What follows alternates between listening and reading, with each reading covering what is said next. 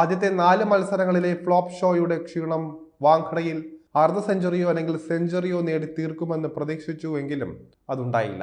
7 പന്തിൽ നിന്നും 16 റൺസുമായി സഞ്ജു പുറത്താവുകയായിരുന്നു. മുൻ മത്സരങ്ങളെ അപേക്ഷിച്ച് കൂടുതൽ ആത്മവിശ്വാസത്തോടെയാണ് സഞ്ജു ഈ മത്സരത്തിൽ കളി തുടങ്ങിയത് എങ്കിലും അതൊരു വലിയ സ്കോറാക്കി മാറ്റുന്നതിൽ പരാജയപ്പെടുകയായിരുന്നു.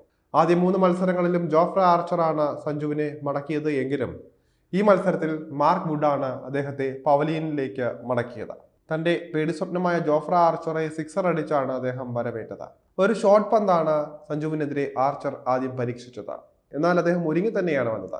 ഡീപ് സ്ക്വയർ ലെഗിന് മുകളിലൂടെ പുൾ ഷോട്ടിലൂടെ സഞ്ജു സിക്സർ പറത്തുകയായിരുന്നു. അടുത്ത 3 പന്തിൽ റണ്ണൊന്നുമില്ല. എന്നാൽ 5-ാമത്തെ പന്ത് അദ്ദേഹം സിക്സർ എത്തിക്കുകയായിരുന്നു. ലെഗ് സ്റ്റംപ് ഏരിയയിൽ ഷോർട്ട് ബോൾ ആണ് ആർച്ചർ പരീക്ഷിച്ചത്. ഡീപ് ബാക്ക്വേർഡ് സ്ക്വയർ ലെഗിന് മുകളിലൂടെ വീണ്ടും ഒരു പുൾ ഷോട്ടായിരുന്നു ഉണ്ടായത്. അതുകൊണ്ടും സഞ്ജുവിന് മതിയായില്ല. അവസാന പന്ത് 4 അടിച്ചാണ് അദ്ദേഹം ആർച്ചറോടുള്ള അരിശം തീർത്തത്. തേർഡ് മാൻ ഏരിയയിലൂടെയായിരുന്നു ബോൾ ബൗണ്ടറി കടന്നത്. ആദ്യ ഓവർ കഴിഞ്ഞപ്പോൾ സഞ്ജു 6 പന്തിൽ 16 റൺസ്.